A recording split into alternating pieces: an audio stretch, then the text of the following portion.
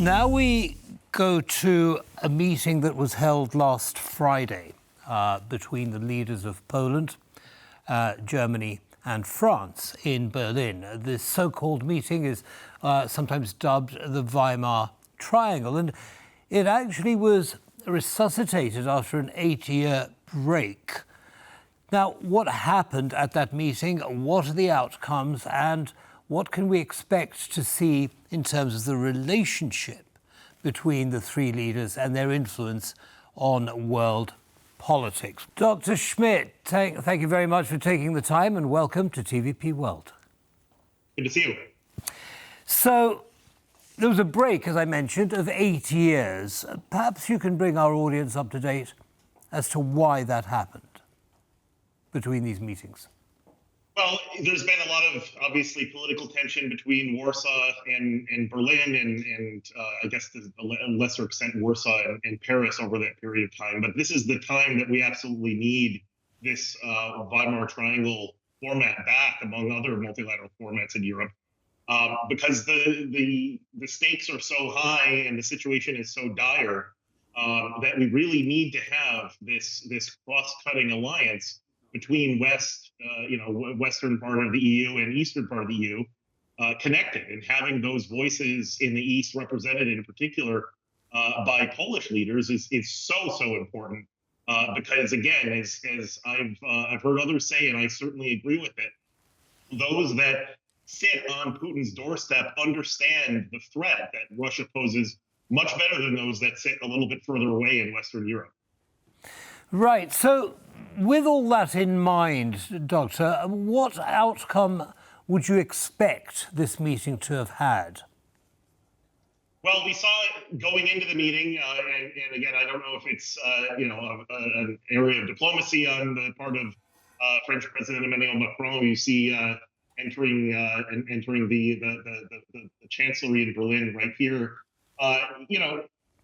basically saying in a number of interviews that nothing can be ruled out. We need to basically be the ones with escalation dominance, we being the West, over Russian dictator Vladimir Putin, and not ruling out things, including the possibility of putting a coalition of the willing together to put boots on the ground in Ukraine to ensure that there is no way that Russia can continue its onslaught against Ukraine if the situation becomes more dire than it already is.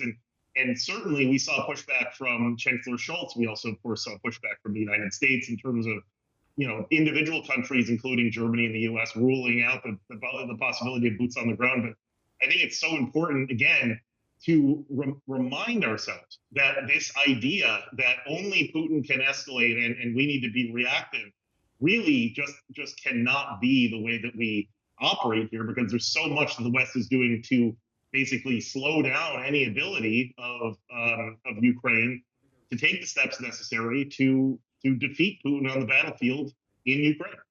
Well, yes, as we just heard with our colleague Jan Abzot, that supplies of ammunition is going down rapidly in Ukraine, but various bureaucratic processes and political processes are holding it back.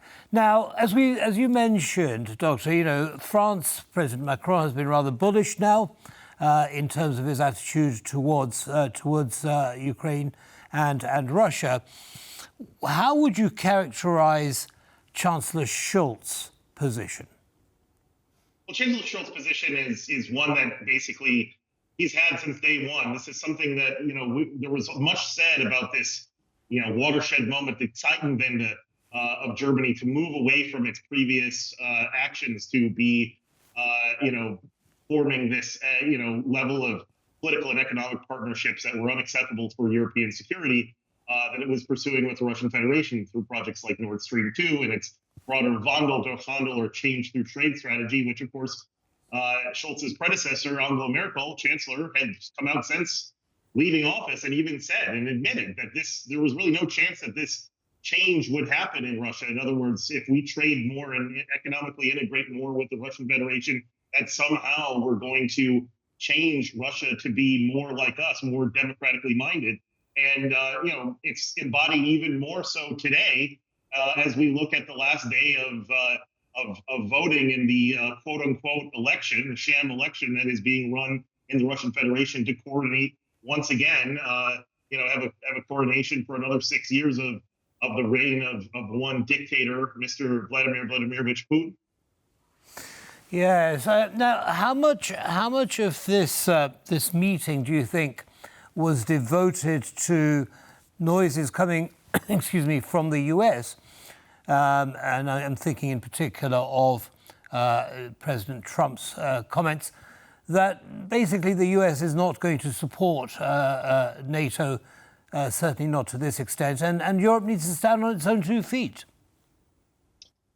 Well, I think that above all, Prime Minister Tusk made this very clear that we need to be doing more. Obviously, that Warsaw sent a bipartisan coalition to Washington ahead of this meeting that they had with Scholz and Macron in Berlin to try to drum up support and ensure that we in my country, the United States, takes its duty seriously to help protect the transatlantic alliance, this sworn alliance that we've had to protect our NATO partners and allies and support them in a time of need. This is what NATO was built for. The moment that we are in, and the United States right now is not meeting the moment. So number one, what we have to do is obviously pass this supplemental bill to get that up to 60 billion, 40 to 60 billion in military and humanitarian aid to Ukraine as soon as possible. But at the same time, once that's passed, we have to remember the Biden administration cannot follow along with Germany, in this case, Chancellor Schulz's approach to kind of slow roll the weapons that are needed to actually help Ukraine win. We need to be giving longer range single warhead attackers. We need to make sure that the F-16 imports are happening as quickly as possible and giving the type of weapons that are needed to make sure we change the tide. And if we do that, we should take a step of leadership instead of the Biden administration constantly settling to the lowest common denominator in Europe, right, which happens to be Germany. Right. It needs to help lead and make sure that Scholz feels that he has top cover to send Taurus missiles. So okay. It's really important. Unfortunately, Dr. Schmitt, we're going to have to leave it there. Time is, the clock is beating us. But do come back and share your insights again with our audience. Thank you very much. Anytime. I'm glad to be here. Thank you.